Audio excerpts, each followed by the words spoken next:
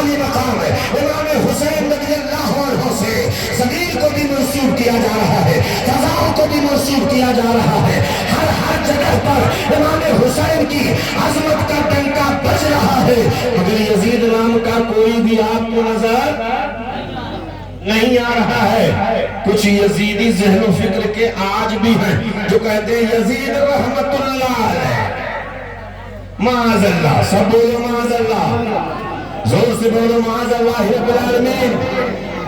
یزید کے تعلق سے کہتے ہیں وہ امیر المومنین ہے، رحمت اللہ علیہ کہا جاتا ہے اس کو۔ اگر ایسے لوگ بھی آپ کے معاشرے میں پائے جائیں تو ان سے کہہ دو کہ آپ کی گھر میں اگر بچہ پیدا ہوگا، پوتا لڑکا یا پوتا، تو اس کا نام یزید رکھ دینا۔ اگر یزید سے اتنی ہی محبت تمہیں ہے تو اپنے بیٹوں پوتوں کا نام یزید کیوں نہیں رکھتے ہو؟ وہ بھی کہہ دیں گے کہ یزید سے ہم کو نفرت ہے۔ ارے جب یزید سے نفرت ہے تو ان کو رحمت اللہ علیہ کیوں کہا جاتا ہے؟ اس پر تو اللہ کی لعنت ہے، فرشتوں کی لعنت ہے، تا قیامت سب کی لعنت اس پر برس رہی ہے۔ ایسے لوگ آج بھی پائے جا رہے ہیں۔ میں بتانا یہ چاہتا ہوں کہ امام عالی مقام امام حسین کی محبت ہر شخص کے دل کے اندر موجود ہے۔ امام عالی مقام امام حسین رضی اللہ تعالیٰ عنہ میدان کربلا میں فروکش ہے۔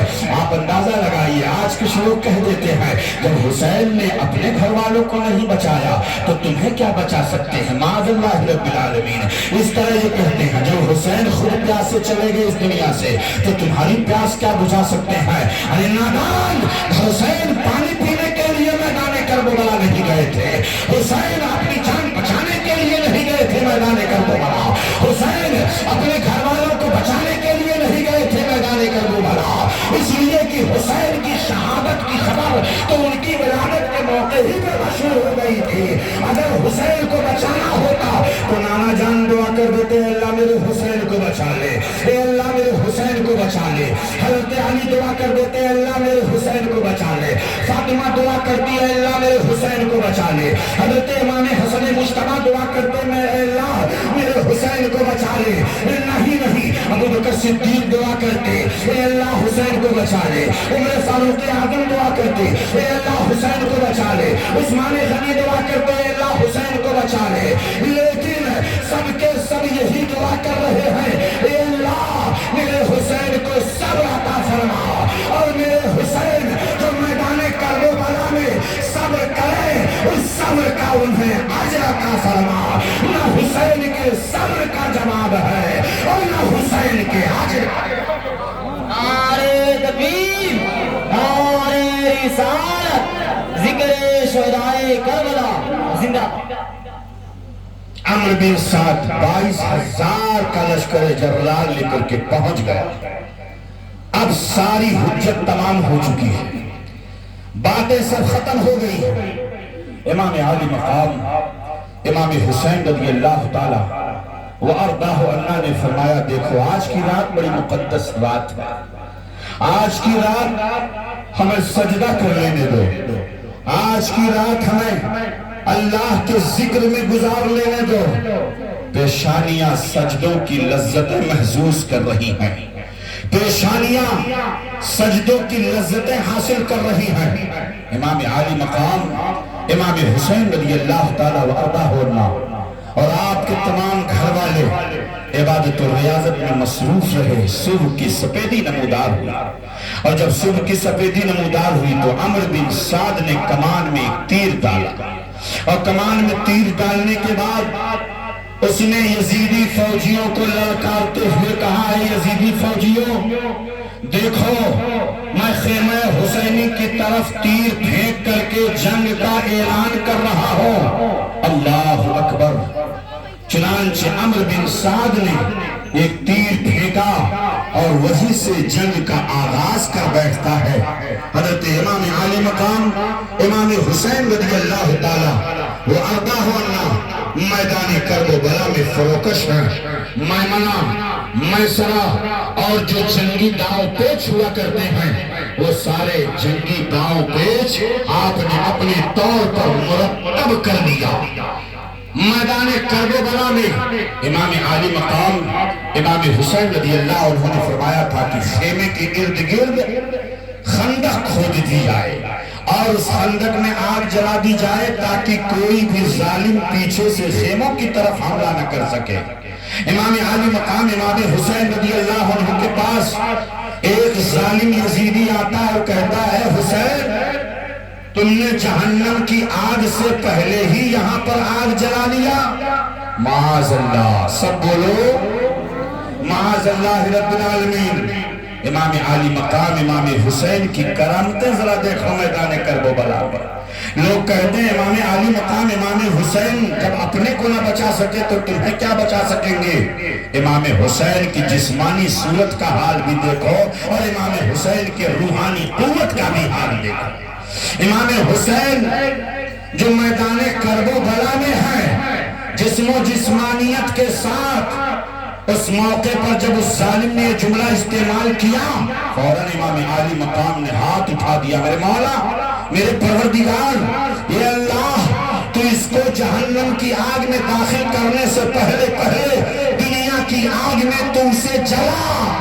زبان حسینی سے یہ جملہ نکلنا تھا، فوراً گھوڑا بھدکا اور گھوڑے کی رسی میں وہ پھنس گیا اور گھوڑا اسے گھسیٹتے ہوئے لے کر کے اسی خندق میں لے کر کے پھینک دیا جس میں آگ جل رہی تھی۔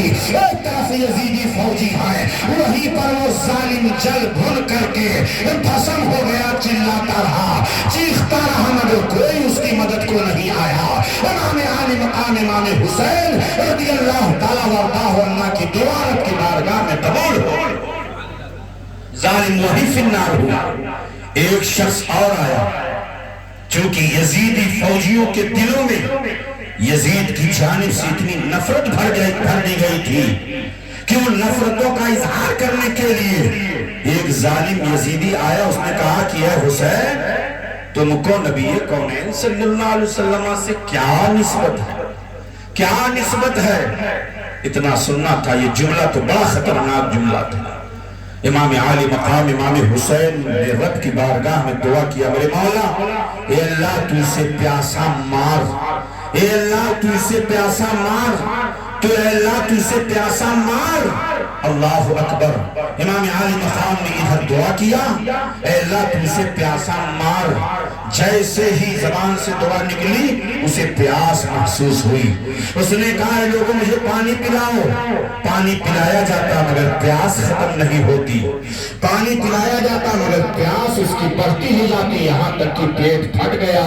لوگ دیکھ رہے ہیں کہ پانی کے مٹکے پہ مٹکے لائے جا رہے ہیں، پلائے جا رہے ہیں، مگر اس کی پیاس نہیں بجھ رہی ہے۔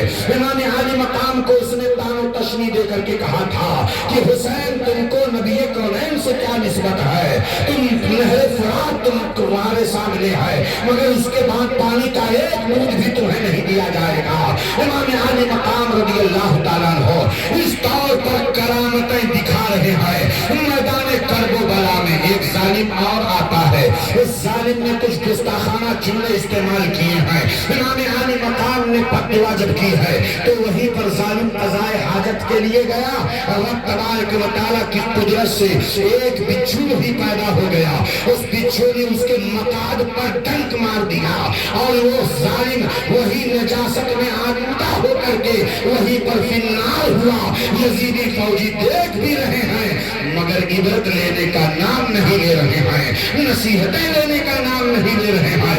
جس کے دل پر مہر لگ چکی ہو اسے کسی طرح کی کرامت اور کسی طرح کی نصیحت اسے فائدہ نہیں پہنچا سکتی ہے۔ امام عالی مقام امام حسین رضی اللہ تعالیٰ وارضاہ عنہ کے ساتھ میں جو آپ کے آبان و انصار تھے، حضرت زہیر بن قین ہے، حضرت عبداللہ ابن عمیر بجلی ہے، حضرت زہیر بن قین اور حضرت عبداللہ ابن عمیر کلبی اور حضرت مسلم بن اوسجا، یہ لوگ یکے بعد دیگرے یزیدی فوجیوں کے سامنے جاتے ہیں، یزیدی فوجیوں کے سامنے اور جمع مردی کا مظاہرہ کرتے ہیں، اور یہ لوگ جام شہادت یہ کے بعد دیگرے نوش کرتے ہیں۔ حضرت عبداللہ ابن عمیر کلبی کا واقعہ بتاتا چلو۔ نوجوانوں ذرا دیکھو، زندگی کس لیے دی گئی ہے؟ زندگی اگر اللہ رب العزت کی رضا کے لیے گزر رہی ہے تو وہی زندگی حقیقی زندگی ہے۔ یہ کیسا نوجوان ہے جس کی ابھی ابھی شادی ہوئی ہے، 17 دن ہوئے ہیں شادی ہوئے، اور ماں بھی آ رہی ہے، اور اس کے ساتھ ساتھ ان کی بیوی بھی آ رہی ہے، اور دونوں آ کر کے امام عالی مقام کی خدمت میں پیش کرتے ہیں، عرض گزار ہوتے ہیں، میرا بیٹا ہے یہ، اور اس کی ابھی نئی نئی شادی ہوئی ہے، حضور میدان کربلا میں آپ اجازت دیجئے کہ میں اسے آپ کے راستے میں قربان کر دوں، تاکہ کل قیامت کے میدان میں آپ کے معنی حضور کے سامنے میں سرخرو ہو جاؤں۔ وہ کیسی ماں ہے آپ اندازہ لگاؤ۔ امام عالی مقام امام حسین رضی اللہ عنہ کے قدموں پر اپنی جان قربان کرنے کے لیے نوجوانوں کو پیش کیا جا رہا ہے۔ وہ کنیز، وہ خاتون عرض گزار ہوتی ہے کہ حضور میرے شوہر نامدار ہے یہ، اور ابھی نئی نئی شادی ہوئی ہے، حضور آپ اجازت دے دیجئے آپ کے قدموں پر میرا شوہر قربان ہو جائے، پوری زندگی میں آپ کی خادمہ بن کر کے اپنی زندگی گزار لوں گی، آپ کی کنیز بن کر کے زندگی گزاروں گی، اہل بیت اطہار کی خادمہ بن کر کے زندگی گزاروں گی۔ امام عالی مقام ہے، امام حسین رضی اللہ عنہ پر اپنی جان نچھاور کرنے کے لیے جذبہ جمع مردی دکھا رہے ہیں۔ چنانچہ عبداللہ بن عمیر بجلی بھی جاتے ہیں، وہ بھی جان شہادت نوش کرتے ہیں۔ امام عالی مقام امام حسین رضی اللہ عنہ اپنے آوال و انصار کی نعشوں کو لالا کر کے، اپنے ساتھیوں کی نعشوں کو لالا کر کے اپنے خیمے کے پاس رکھ رہے ہیں۔ کتنا ظرف ہے امام حسین کا، کتنا اعلیٰ ظرف ہے امام حسین کا، کتنا اعلیٰ سب ہے امام حسین کا، کتنا اعلیٰ شجاعت ہے امام حسین کی، کتنا اعلیٰ قیادت ہے امام حسین کی۔ وہ امام عالی مقام ہے، اسی لیے تو کسی نے کہہ دیا کہ یہ میدان کربلا تیری عظمتوں کو سلام ہے، اے میدان کربلا تیری رفعتوں کو سلام ہے، جس نے حق کربلا میں ادا کر دیا اپنے نانا کا وعدہ وفا کر دیا، گھر کا گھر سب سپرد خدا کر دیا، اس حسین ابن حیدر پہ لاکھوں سلام، لاکھوں سلام۔ حضرت تشریف لا رہے ہیں کیا؟ درود شریف پڑھ لیجئے محبت کے ساتھ۔ اللہم صلی علی سیدنا شفیعنا حبیبنا مولانا محمد معدن الجود والکرم وعلی آلہ وبارک وسلم صلاۃ و سلام علیک یا رسول اللہ۔ کتنے مہکے ہوئے ہیں مدینے کے پھول، کتنے مہکے ہوئے ہیں مدینے کے پھول، کربلا تیری قسمت پہ لاکھوں سلام، لاکھوں سلام۔ آپ حضرات اپنی جگہ پر بیٹھے رہیں۔ ہمارے پیر و مرشد نبیر مکین الاولیاء ان قریب تشریف لانے والے ہیں، اپنے فیوز و برکات سے ہمیں محظوظ کریں گے، اور اپنی جگہ پہ آپ بیٹھے رہیں، میری بات سنتے رہیں جب تک حضرت کی آمد ہو رہی ہے۔ امام عالی مقام امام حسین رضی اللہ تعالیٰ وَأَرْضَاهُ اللہ کی بارگاہ میں حضرت زینب نے اپنے راج دلالوں کو پیش کر دیا۔ آپ غور فرمائیے، میدان کربلا، ایک طرف اس منظر کا تصور کیجئے کہ 72 نفوس قدسیہ پر مشتمل قافلہ ہے ایک طرف، اور دوسری طرف 22,000 کا لشکر جرار ہے، جن کے پاس تلوار بھی ہے، جن کے پاس نیزے بھی ہیں، جن کے پاس آلات حرب و ضرب بھی ہیں، پانی پر پہرا 3 دن سے بٹھا دیا گیا ہے تاکہ رسول اللہ کے گھر والوں کو پانی کا ایک قطرہ بھی نہ دیا جائے، ان کے قوہ مزمحل کیے جائے، ان کی طاقت پہلے ختم کی جائے، ان کو پیاس سے تڑپایا جائے، پھر ان کے اوپر غلبہ حاصل کیا جا سکتا ہے۔ یہ پورا پلان یزیدی فوجیوں کا تھا۔ حضرت زینب اللہ اکبر نواز رسول اللہ کی بہن ہیں، حضرت امام عالی مقام کی بہن حضرت زینب ہیں۔ دونوں صاحبزادوں کو اور محمد کو ان کی بارگاہ میں پیش کر دیا، بھائی جان آپ ان دونوں شہزادوں کو اجازت دے دیجئے رن میں جانے کی، میدان جنگ میں جانے کی اجازت دے دیجئے دونوں شہزادوں کو۔ امام عالی مقام نے سینے سے لگایا اور اس سال کا بوسہ دیا، یہ چھوٹے چھوٹے بچے ہیں، یہ میدان جنگ میں کیا کر سکتے ہیں، یہ میدان جنگ میں کون سی بہادری کا مظاہرہ کر سکتے ہیں۔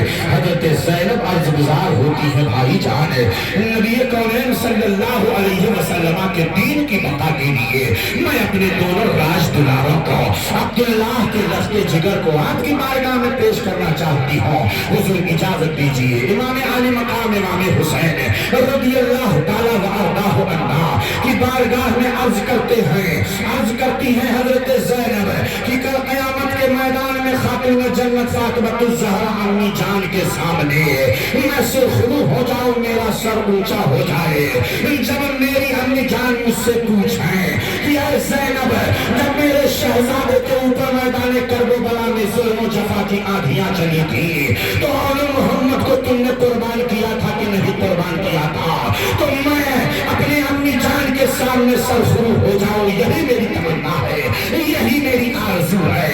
امام عالی مقام امام حسین نے سب سے کہہ دیا تھا کہیں بھی کسی طرف سے جزا فلا کی آواز نہ آئے، کوئی ماتم نہ کرے، یہی مشیت الہی ہے، یہی قضیت الہی ہے، یہی رب تعالیٰ کو منظور ہے کہ امام حسین کے خون سے شجر اسلام کی آبیاری کی جائے، یہی رب کو منظور ہے۔ رب کو جو منظور ہے اسے کوئی ٹال نہیں سکتا، رب کو جو منظور ہے اسے کوئی ہٹا نہیں سکتا، رب کو جو منظور ہے اسے کوئی دفاع نہیں کر سکتا۔